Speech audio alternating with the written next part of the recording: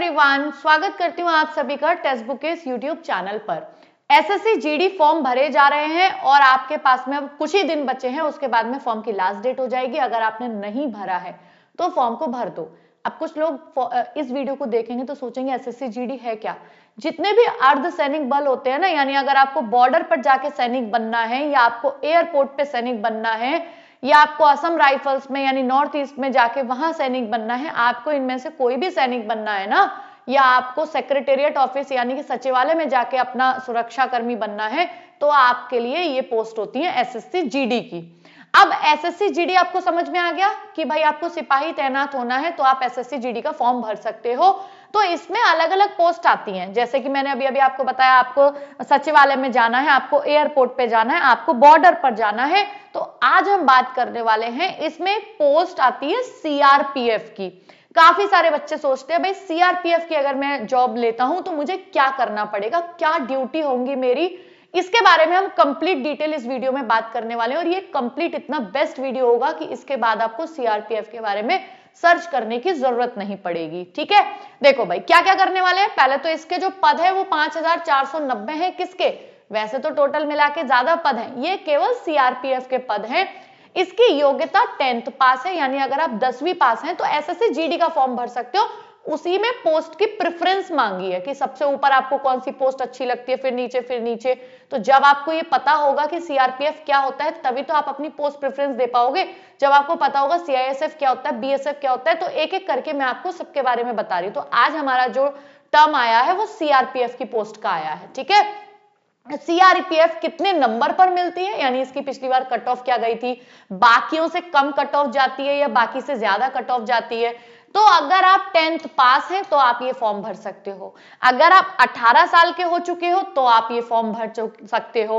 और अगर आपकी हाइट 170 सेंटीमीटर है मेल में और 157 सेंटीमीटर है फीमेल में तो आप ये फॉर्म भर सकते हो सीआरपीएफ। इसके अलावा अगर हम आगे आते हैं भैया, काम क्या होगा वो अभी मैं आपको बताऊंगी। आयु मैंने आपको बता दी कि अगर आप 18 साल के हैं तो फॉर्म भर दो।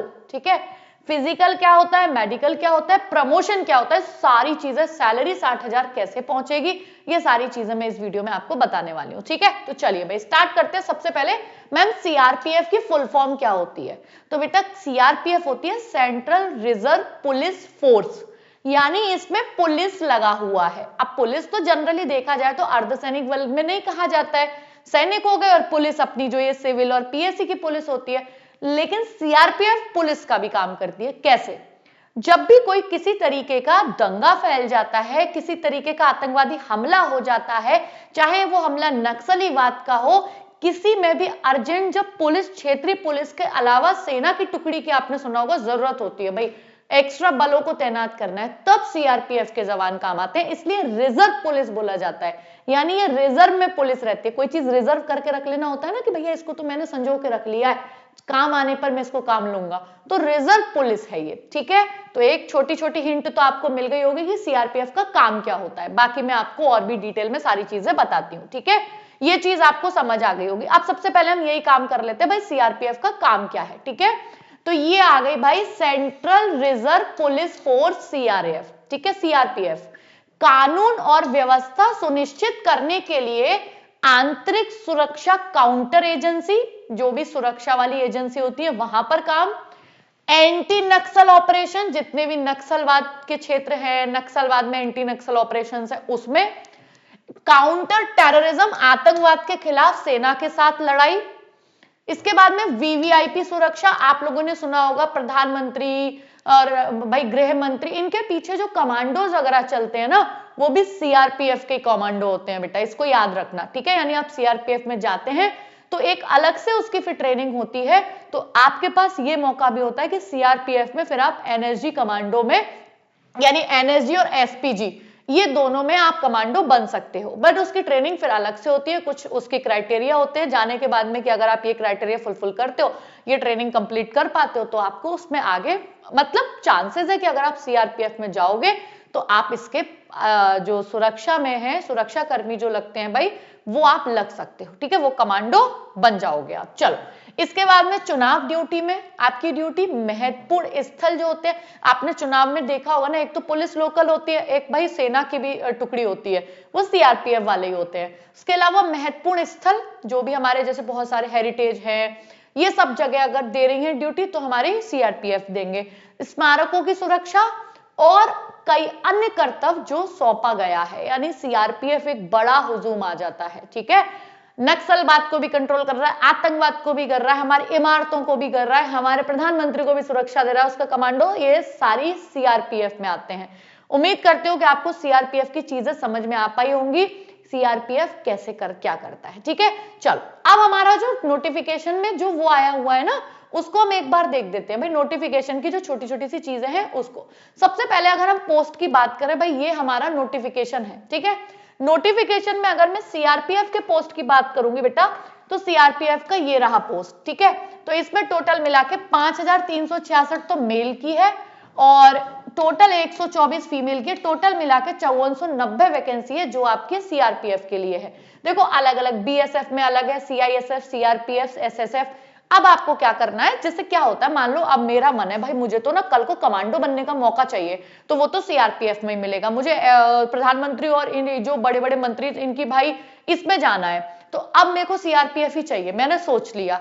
तो क्या मैम अगर मैं सीआरपीएफ अपनी सबसे टॉप पे रख दूं और मान लो सीआरपीएफ की कट ऑफ बीएसएफ से ज्यादा गई, जाती है ज्यादातर, तो मेरी नंबर कम रह गए। जैसे मान लो मैंने भर दिया फॉर्म सीआरपीएफ सबसे ऊपर रख दिया, मैंने नीचे रखा बीएसएफ, है ना। ठीक है, अब सीआरपीएफ की कट ऑफ गई भैया 135, लेकिन मेरे और इसकी गई 130 और मेरे नंबर है 132। अब मुझे सीआरपीएफ तो मिला नहीं, क्या मैं फेल हो गया? इससे अच्छा तो मैं ये भर देता तो मैं पास हो जाता। नहीं, आप फेल नहीं होगे, तो आपको बीएसएफ मिल जाएगा। तो बड़ी अच्छी बात है कि आपको एक मौका दे रही है सरकार कि अपनी अपनी चॉइस को टॉप पे रखो। क्या पता किसी को बीएसएफ में जाना हो, पाकिस्तान को उड़ाना हो, तुमको क्या पता भाई प्रधानमंत्री की सुरक्षा में जाना है, अपनी अपनी चॉइसेस है ना, तो आप इसको ऊपर रखोगे। लेकिन अगर आपके नंबर इसके बराबर नहीं आए लेकिन बीएसएफ से ज्यादा हुए, तो आपको कट ऑफ में, अगर आप कहीं भी नीचे से नीचे कट ऑफ में भी नंबर लेके आओगे तो आपको वहां पर जगह मिल जाएगी। ऐसा नहीं है कि आप उसमें नहीं भरा, सबसे ऊपर वाले में आपकी कट ऑफ नहीं आई तो आप फेल हो जाओगे। तो ये डर सबसे पहले खत्म हो गया, क्योंकि बच्चे के दिमाग में सबसे पहले यही रहता है कि मैम मैंने ये वाली पोस्ट ऊपर रख दी तब क्या होगा। तो कुछ भी नहीं होगा, आप आराम से रखो, बेझिझक होके रखो। ठीक है, चलो इसके बाद में यहीं पे ऊपर एक पे स्केल दे रखा है। ठीक है, ये नोटिफिकेशन का ही है। पे स्केल बेटा 21,700 से 69,100 है। 21,700 का मतलब है जो बेसिक पे जिसको हम बोलते हैं ना, क्या बोलते हैं बेटा, बेसिक पे। तो जो आपका बेसिक पे है ना वो 21,700 से शुरू होगा। अब आपको पता है बेसिक पे में क्या क्या लगता है? बेसिक पे में डीए लगता है और करंट में डीए 58% है। कितना परसेंट है? 58% है। तो ये लगभग 12,500 के प्लस लग जाएगा। तो बोलोगे मैम 12,500 और लगा दो भाई इसमें 21,700 में। ठीक है, तो 21,000 और 12,000 बेटा 33 और ये 34,000, तो यही हो गया। उसके बाद में कुछ आपको भत्ते वत्ते मिलते हैं, जैसे ट्रैवल अलाउंसेस मिलता है ट्रैवल के लिए, आपको एचआरए मिलता है यानी रहने का हाउस रेंट मिलता है। ठीक है, इसके अलावा और भी, जैसे मान लीजिए आप किसी नक्सलाइट एरिया में हैं, आप जम्मू कश्मीर में, आप मान लीजिए छत्तीसगढ़ के एरिया में, तो उसमें तो सीआरपीएफ में, मेरा एक स्टूडेंट है अनिल, अभी वो उसको आई थिंक 20 से 25,000 रुपए एक्स्ट्रा मिलते हैं। आप किसी ऐसे इलाके में होते हैं तो, अभी मेरी उससे बात हुई थी, तो आप सोचो ये आपका टोटल मिला के बेटा 21, 33, 34 तो यही पहुंच गया। फिर 2-3 हजार इसके, 2-3 हजार इसके, तो 40 तो ऐसे पहुंच गया। और अगर आप इस तरीके और भी प्लस प्लस, ये तो बिल्कुल इनिशियल पे है जो जस्ट स्टार्टिंग में लगेगी। उसके बाद फिर आगे आगे डी, अभी तो आपका 8th पे कमीशन लगने वाला है, उसमें तो वैसे भी 40 वाली 60 तो होनी है। ठीक है, अगर आप इसको भी केवल ले लें तो 40 के 60 तो वैसे भी होगा, इस बात को ध्यान रखना। तो आपकी लगभग, अगर ये वेतन आयोग 2026 में अब कितना समय रह गया, और वैसे भी आपको स्टार्टिंग में 45-50 के आसपास मिलेंगे, 2-4 मतलब 1 साल के अंदर ही अंदर फिर वो बढ़ना स्टार्ट हो जाते हैं। 3% डीए लगना स्टार्ट हो जाता है ना हर बार, आपका जो बढ़ोतरी होती है, महंगाई भत्ता जो बढ़ता है, तो उस हिसाब से आपकी, मतलब ये मिनिमम तो मैंने आपको बता ही दिया। ये टीए, एचआरए, एक आध अलाउंसेस और मिला के, मेडिकल फैसिलिटी अलग मिलती है, कैंटीन तो आप लोगों को पता ही है आर्मी वालों में, और इसमें बीएसएफ और इसमें सब अर्धसैनिक बल में मिलती है सभी में, है ना। तो आप यहाँ पे देखोगे ये सारे के सारे मिला के 40 तो वैसे ही हो गया।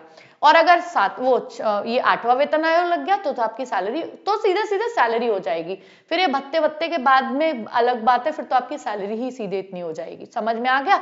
तो स्टार्टिंग में आपकी सैलरी 50 के अराउंड रहेगी और उसके बाद में फिर वो बढ़ के हर 6 महीने में महंगाई भत्ता लग के बढ़ी जाती है। ठीक है, तो उम्मीद करती हूँ आपको सैलरी भी समझ में आ गई कि भाई चलो ये तो है ही है 21,700 plus 12,500 plus TA plus HRA, और अगर आप किसी ऐसे एरिया में जाते हो तो वैसे भी आपको 25,000 तो वैसे ही एक्स्ट्रा मिल रहा है। ठीक है, तो इस तरीके से आपकी सैलरी बनती है। चलो भाई आगे आते हैं। अब आगे क्या इंफॉर्मेशन हमारे पास है भाई, एसएससी जीडी कांस्टेबल, इसका एग्जाम कितने स्टेजेस में होता है? तो पहले मैं आपको स्टेजेस समझा देती हूँ, उसके बाद पैटर्न। इसका स्टेज होगा सबसे पहले कंप्यूटर बेस्ड एग्जाम, यानी जो हमारे पढ़ने की चीजें हैं जिसमें हमें सब्जेक्ट पढ़ना है वो आपका होगा सीवी कंप्यूटर बेस्ड एग्जाम। दूसरी स्टेज होती है फिजिकल एफिशिएंसी टेस्ट, जिसमें हमारी रेस आती है। जिसमें क्या आती है? हमारी रेस आती है। फिजिकल स्टैंडर्ड टेस्ट, जिसमें हमारी हाइट और लड़कों का चेस्ट नापा जाता है, लड़कियों का नहीं नापा जाता है। ठीक है, तो हाइट और चेस्ट आ जाता है नपाई। और उसके बाद में भैया मेडिकल टेस्ट में तो तुम्हारी आई भी चेक होगी, तुम्हारा पूरी बॉडी चेकअप होगा, ये समझ लो पूरा बॉडी चेकअप होगा। ठीक है, ये इस तरीके से मेडिकल में आ जाता है। तो ये हमारी स्टेजेस हैं जिसमें हमारा पढ़ने का ये वाला है, बाकी तो हमारी रेस, हमारी हाइट, हमारा फिजिकल, हमारा मेडिकल, ये सब डिपेंड करता है। अब इसमें भाई जो हमारा ये वाला फर्स्ट स्टेज है कंप्यूटर बेस्ड एग्जाम, इसका पैटर्न क्या है इसको समझ लेते हैं। तो जो कंप्यूटर बेस्ड एग्जाम है ना, उसमें अगर आप देखोगे पार्ट ए जनरल इंटेलिजेंस, इसको रीजनिंग कहते हैं, 20 सवाल आएंगे। जनरल नॉलेज के 20 सवाल आएंगे, मैथमेटिक्स के 20 आएंगे, हिंदी के 20 आएंगे, 80 सवाल होंगे। हर सवाल 2 नंबर का होगा, यानी 40-40 के 4 सेक्शन, टोटल मिला के 160 नंबर में से आपको 1 घंटे में करना है। और इसमें नेगेटिव मार्किंग भी होगी, और जो नेगेटिव मार्किंग होगी, पिछली बार एक वीडियो में गलती से मैं कुछ गलत बोल गई थी तो उसके लिए मैं बेहद माफी चाहूंगी। कभी कभी कुछ चीजें मिक्स हो जाती है दिमाग में। नेगेटिव मार्किंग इसमें 1/8 की है, यानी सीधा सीधा एक सवाल गलत होने पर आपके 0.25 मार्क्स कट जाएंगे। कितने कट जाएंगे? 0.25 मार्क्स आपके इसमें कट जाएंगे। ठीक है, चलिए भाई, इसके अलावा अब क्या होगा और आगे क्या होगा, सारी चीजें मैंने आपको बता दी बहुत अच्छे से। इसमें अब देखो भाई, एज मैंने आपको वैसे भी बता दी, एज लिमिट है जनरल की 18 से 23, 18 से 23। बाकी एससी एसटी को 5 साल का जो रिजर्वेशन मिलता है, ओबीसी को 3 साल का, एक्स सर्विसमैन को 3 साल का, जो जो जैसे जैसे आपकी कैटेगरी वाइज मिलता है वो तो आपको मिलेगा ही मिलेगा। तो एज मैं ऑलरेडी आपको बता चुकी हूं। इसके अलावा 1/1/2026 से ये आपकी जो एजुकेशनल क्वालिफिकेशन है, और वो आपको 10th चाहिए, सीधी सी बात है, वो मैंने आपको पहले ही बता दिया, एजुकेशनल क्वालिफिकेशन। ठीक है, तो आप 1/1/2026 से आपकी क्वालिफिकेशन देखी जा रही है। इसके अलावा एक बहुत इंपॉर्टेंट बात है कि जो लोग एनसीसी कर लेते हैं ना, उसके एबीसी 3 सर्टिफिकेट होते हैं, तो उनको मार्क्स का बोनस मिलता है, यानी 2% of the maximum marks. Maximum का मतलब 160 का 2% मिलेगा जिसके पास ए सर्टिफिकेट है, जिसके पास बी है उसको 3% मिलेगा, और 5% उसको मिलेगा सी वाले को, यानी जिसके पास एनसीसी का सी सर्टिफिकेट है उसको 160 के 5% एक्स्ट्रा मिल जाएंगे। कितने? तो यानी अगर मैं बोलूं तो 16 पंजे 80, यहां अगर हम बात करेंगे 5%, 8 नंबर हो जाएंगे। और बेटा 8 नंबर का मतलब है 4 सवाल आप ऑलरेडी अपनी मेहनत से जो एनसीसी में की है पा चुके हो। ठीक है, और ये फाइनल कट ऑफ में लग के आता है। ठीक है, उम्मीद करती हूँ सारी चीजें मैं आपको क्लियर कर पाई होंगी। उसके अलावा अगर आप पीईटी और पीएसटी की बात करोगे तो बेटा ये जो एफिशिएंसी टेस्ट होता है, इसमें 5 किलोमीटर आपको 24 मिनट में लड़कों को दौड़ना है, और 1.6 किलोमीटर 7 मिनट में किसको दौड़ना है? जो लद्दाख रीजन से है, बाकी तो सबको नॉर्मल यही। और फीमेल में 1.6 किलोमीटर 8.5 मिनट में दौड़ना है, और 800 मीटर 5 मिनट में जो लद्दाख रीजन से है। ये हो गया फिजिकल एफिशिएंसी टेस्ट आपका। इसके अलावा अगर हम आते हैं, ये फिजिकल स्टैंडर्ड में मेल का 170 सेंटीमीटर, फीमेल का 157 सेंटीमीटर। बाकी कुछ कैटेगरीज में हाइट में रिलैक्सेशन मिलता है, जैसे एसटी वाले जो होते हैं उसमें मेल में 162.5, फीमेल में 150। ठीक है, ऐसे ही जो नॉर्थ ईस्टर्न स्टेट्स के होते हैं उनमें 157, और 147.5 ऐसे अपने अपने अपने अपने आप इसमें देख सकते हैं। अगर आप इनमें से किसी रीजन में हैं तो आपको एज के साथ साथ भाई हाइट में भी रिलैक्सेशन मिलने वाला है। तो उम्मीद करती हूं ये चीज आपको समझ आ गई होगी। ठीक है, चलिए तो अब और एक चीज पे और आते हैं कि यहां पर कट ऑफ कितनी जाती है और कितना फर्क रहता है। आप कितने नंबर ले आओगे तो आपको सीआरपीएफ मिल जाएगा। देखो कट ऑफ ना वैकेंसीज पे भी डिपेंड करती हैं, पेपर के लेवल पे डिपेंड करती हैं। ये 2024 की कट ऑफ है, हर स्टेट वाइज अलग अलग कट ऑफ जाती है इसकी। अब मैं आपको सारे 28 स्टेट की दिखा दूंगी तो घंटे निकल जाएंगे। मैं आपको एक स्टेट से आइडिया दे देती हूँ। जैसे मान लीजिए यूपी की कट ऑफ कितनी गई, आपको इससे पता चल जाएगा कि यूपी तो हाईएस्ट वालों में रहता है। अब मेरा अगर मान लीजिए कोई नॉर्थ ईस्ट है या मेरा और कोई ऐसा जोन है, जम्मू कश्मीर है, वहां कम जाएगी, है ना, समझ में आ रहा है, यूपी वाली हाई जाती है। तो यहाँ पर जैसे छत्तीसगढ़ की कम जाएगी तो यूपी हो गया, बिहार हो गया, ये वैसे भी हाई वाले स्टेट्स होते हैं, हरियाणा हो गया, इनकी हाई जाती है। तो इसमें आपको आइडिया पड़ जाएगा कि भाई ये तो हाईएस्ट है, इससे मैं कम ही लाऊंगा, या यूपी से हूं तो मुझे इतने लाने पड़ेंगे मार्क्स। और ये नॉर्मलाइज्ड नंबर है। कैसे नॉर्मलाइज्ड, लेकिन अब ये हम नहीं कह सकते 5 नंबर का है, 7 नंबर का है, 10 नंबर का है। 160 में से सीआरपीएफ की कट ऑफ कितनी गई इसको देख लेते हैं। मेल की यूपी की कट ऑफ है, तो यहाँ पे अगर हम सीआरपीएफ की देखेंगे, बेटा ये सीआरपीएफ की कट ऑफ है, तो ये जो पिछली बार गई थी जनरल से शुरू करते 150.9 गई थी, यानी 151 में 0.1 कम 160 में से। इसके बाद में एसटी की 138.1, एससी की 144.6, ओबीसी की 150.15, मतलब इसमें 0.8 का ही अंतर है बस। ईडब्ल्यूएस की 149.02, मुश्किल से 1 नंबर का ही अंतर है, और एक्स सर्विसमैन की 56.77। ये गई थी सीआरपीएफ की कट ऑफ।